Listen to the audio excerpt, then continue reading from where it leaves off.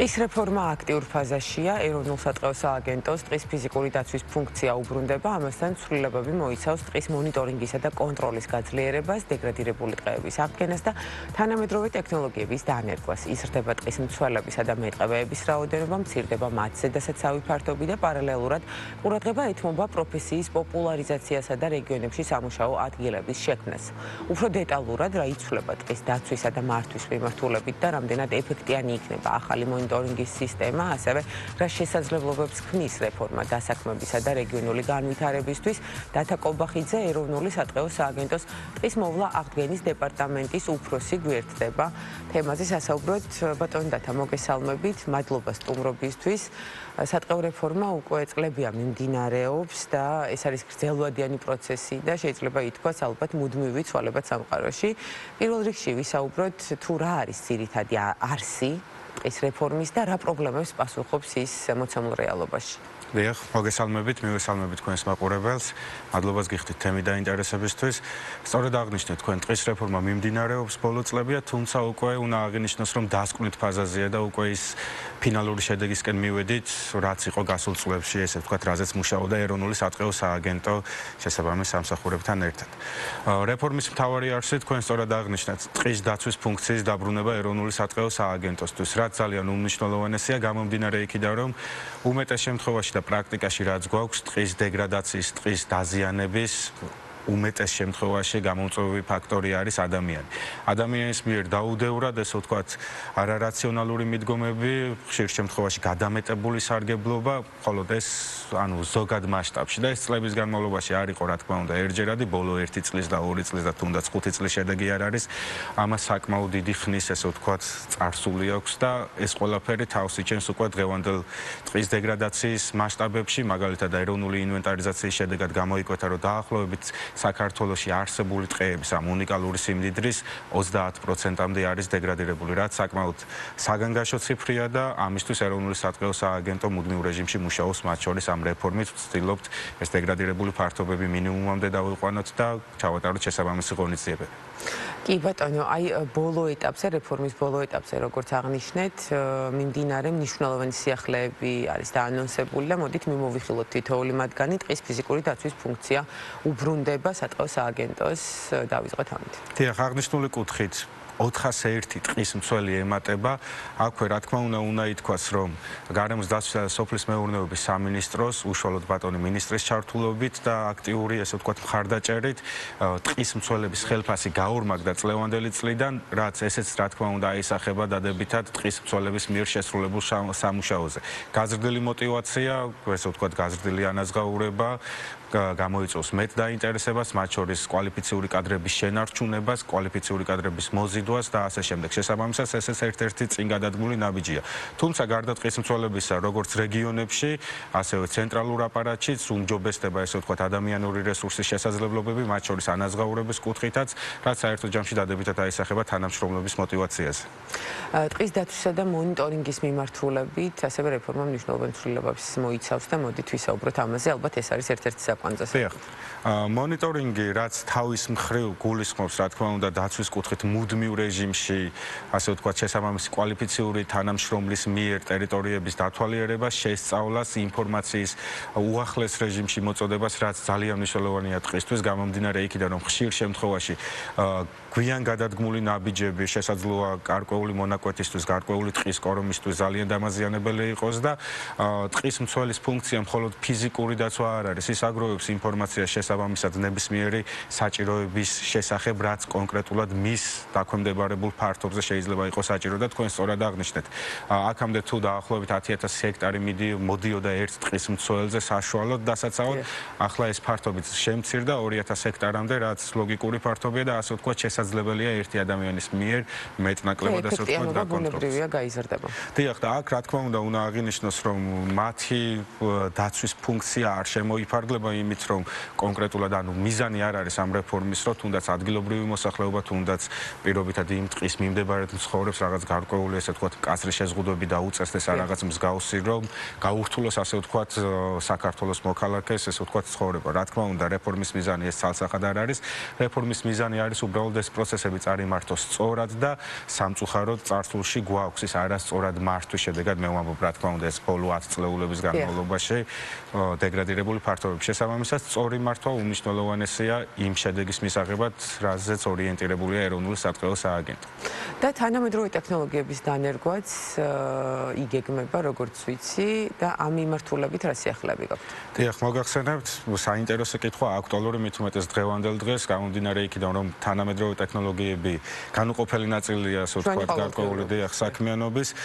მით უმეტეს, როდესაც ჩვენ ვსაუბრობთ, თუნდაც 2000 ჰექტარი ვახსენეთ ტყეში, ველურ ბუნებაში, შეიძლება ითქვას, ეს არ არის მარტივი პროცესი. შესაბამისად, ის თანამედროვე აღჭურვილობა, თუნდაც ვახსენებ დრონებს, თუნდაც ვახსენებ სამხრე კამერებს, რაციებს, ფოტოხაფანგებს, უზრუნველყოფს თუნდაც იმ ერთი თანამშრომლისთვის, ვისაც ფართობი შეუმცირდა სამოქმედო არეალის, უფრო ეფექტიანად რო განახორციელოს მართვა. დრონებით თუნდაც ადრეულად მოახდინოს იდენტიფიცირება, თუნდაც ხანძარსაშიშ პერიოდში კვამლის იდენტიფიცირება, ასევე ტყის მავნებელ დაავადებების შესწავლა ეფექტურად, ანუ როდესაც ერთი ადამიანის რესურსი უფრო ეფექტიანი ხდება, გაცილებით მეტს ასწრებს, ასე ვთქვათ, და გაცილებით ნაყოფიერი და სრულფასოვანი ინფორმაცია მოდის ჩვენამდე.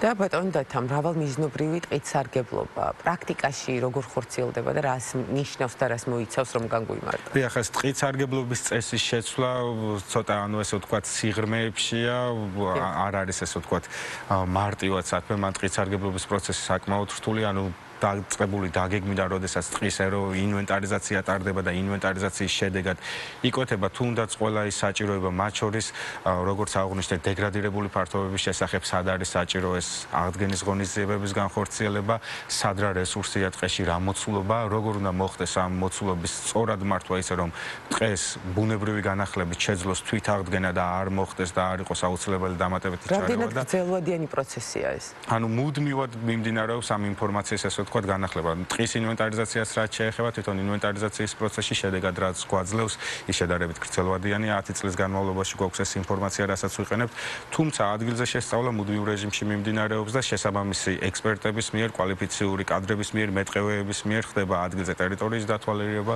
თუნდაც საშიში მერქნის გამოყოფა თუ სამასალე მერქანი იქნება და ეს ყველაფერი ამ რეფორმაში გაერთიანებულია. შესაბამის დადგენილებებში შევიდა ცვლილება, რაც უზრუნველყოფს, ასე ვთქვათ, უფრო მდგრადად მართვას. და უნდა ვისაუბროთ აუცილებლად ეკონომიკურ ეფექტებზე და ეკონომიკურ სარგებელზე მთელი ამ პროცესის, როგორც ვთქვათ, მოსახლეობისთვის, ასევე ქვეყნის ეკონომიკისთვის. დიახ, ტყის მთავარი ფუნქცია ჩვენს ქვეყანაში, რა თქმა უნდა, არ არის ეკონომიკური სარგებელი და ეკოლოგიური თვალსაზრისით გაცილებით დიდი ეფექტი აქვს ეს გარემოს დაცვითი კუთხით, მათ შორის ჩვენ როდესაც ვსაუბრობთ დეგრადირებულ ფართობებზე, პირდაპირ უნდა აღინიშნოს, რომ ეს სიტყვა დეგრადაცია მხოლოდ, ასე ვთქვათ, ტერმინად არ გამოიყენება. ხშირ შემთხვევაში გვაქვს ძალიან ცუდი და რთული ეფექტი, მათ შორის კლიმატის ცვლილებების ფონზე განსაკუთრებით თავს იჩენს თუნდაც ბუნებრივი კატასტროფების კუთხით, ეს ვარცოფები იქნება, მეწყერები თუ ასე შემდეგ და მთავარი მიზანი ამ ტყის დაცვის არის ერთ-ერთი უმთავრესი, როგორც თქვით, ეს ეკოლოგიური თვალსაზრისით, რომ მდგრადად. თუმცა მდგრადობაში, რა თქმა უნდა, სოციალურში, ეკოლოგიურში და მათ შორის ეკონომიკური სარგებელიც მნიშვნელოვანია, შესაბამისად აღნიშნული რეფორმა ეკონომიკური თვალსაზრისითაც უზრუნველყოფს გარკვეულ სარგებელს, როგორც სახელმწიფოსთვის, ასევე, რა თქმა უნდა, თითოეული მოქალაქისთვის გამომდინარე იქიდან, რომ სახელმწიფოში შესული ბიუჯეტი, ასე ვთქვათ, მოქალაქეებსაც ხმართ. კი ბატონო. ასევე დარგის პროფესიის პოპულარიზაცია არის გათვლა რეფორმაში. საინტერესოა დაინტერესების მასშტაბი როგორ იზრდება წლიდან წლამდე. ახსენეთ თქვენ გაზრდილი ხელფასი, რაც ალბათ არის ერთ-ერთი ფაქტორი. დიახ, სწორედ თქვით, თქვენს ეს мотиваცია ძალიან მნიშვნელოვანია, მათ შორის ხელფასის კუთხით, წარსულში ხშირ შემთხვევაში კვალიფიციურ კადრებს, ექსპერტებს, მეტყევეებს გარკვეულწილად ენთუზიაზმითაც უწევდათ ხოლმე იმდენად, ასე ვთქვათ, დაბალი იყო ანაზღაურება, მაღალი ანაზღაურება გაცილებით გააძლიერებს мотиваციას, ასევე კადრები, მათ შორის უნივერსიტეტები, რა თქმა უნდა, აქვთ ინფორმაცია ყოველწლიურად დაახლოებით რამდენი ადამიანური რესურსი ესაჭიროება ეროვნულ სატყეო სააგენტოს, რომ სწორად წარმართოს პროცესები, ასევე კოლეჯებში არის ეს პროგრამები, ასე ვთქვათ, რეგიონებში, რაც ძალიან მნიშვნელოვანია და კოლეჯები გადაამზადებენ ამ მეტყევეებსაც და აღნიშნული კუთხით ეროვნული სატყეო სააგენტო მუდმივად ჩართულია და რა თქმა უნდა, ერთ-ერთი მთავარი მიზანია, რომ ქვეყანაში იყოს ის კადრები, რომლებიც შეძლებენ ტყის მდგრად მართვას. რამდენად არის დეფიციტი და ვთქვათ პრობლემა ამ მიმართულებით? ანუ საჭიროება რამდენად დიდია და არსებული მოცემულობა რამდენად პასუხობს საჭიროებას? დიახ, მით უმეტეს მოგეხსენებათ, რომ საქართველოს ეროვნული სატყეო სააგენტოს მართვას დაგემდებარებული ფართობი 1,700,000 ჰექტარზე მეტია და თითოეულ რეგიონში, აჭარის გარდა, ასე ვთქვათ, ოპერირებს ეროვნული სატყეო სააგენტო.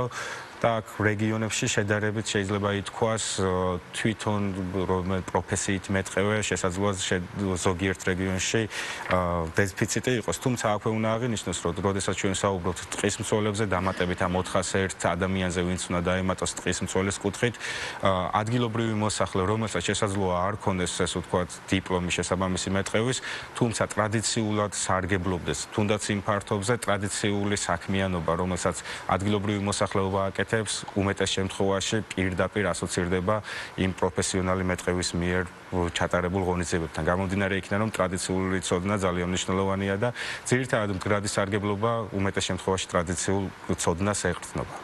ბატონო დათა, რეფორმის ფარგლებში როგორ გეგმავთ მოსახლეობის ჩართულობის გაზრდას, ცნობიერების ზრდა არის მნიშვნელოვანი ძალიან ამ მიმართულებით ალბათ დამეთანხმებით და რა არის ის მთავარი გზავნილი, რაც თქვენ გაქვთ საზოგადოებისთვის? დიახ, თქვენს კიდევ ერთხელ მადლობას მოგახსენებთ, რომ ჩართული ხართ ამ ცნობიერების ამაღლების კუთხით და უზიარებთ მოსახლეობას ინფორმაციას ამ ტყის რეფორმასთან დაკავშირებით.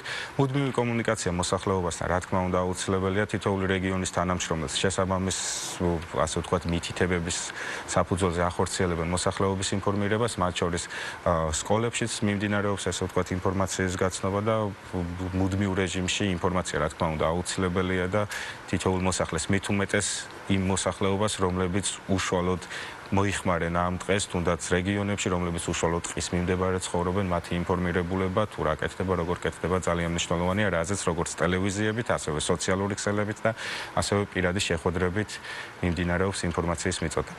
და უნდა ითქვას ალბათ ისიც, რომ თითოეული მოქალაქის როლი არის უმნიშვნელოვანესი და მათ მიერ განხორციელებული ქმედება ამ ნაწილში. დიახ, რა თქმა უნდა, სწორად აღნიშნეთ, ჩვენი მიზანიც ის არის, რომ მოსახლეობის მიერ მოხდეს მათი ჩართულობით მოხდეს ეს ყველაფერი, გამომდინარე იქიდან, რომ თუნდაც დაცვის კუთხით მთავარი ამოცანაა ჩვენი პრევენცია, იმიტომ რომ ის უარყოფით შედეგი რაც შესაძლოა ჭრით განხორციელდეს, შემდეგ უკვე 10 წლეულები და ზოგიერთ შემთხვევაში 100 წლეული შეიძლება დააჭირდეს იმ დეგრადირებული ფართობის აღდგენა. შესაბამისად, მოსახლეობის მხრიდან მხარდაჭერა, რა თქმა უნდა, ჩვენი მხრიდანაც მოსახლეობასთან მუდმივი კომუნიკაცია აუცილებელია, გამომდინარე იქიდან, რომ არ მოხდეს რაღაც გარკვეული შეუქცევადი პროცესები არ განვითარდეს ამ უკანონო ჭრების შედეგად.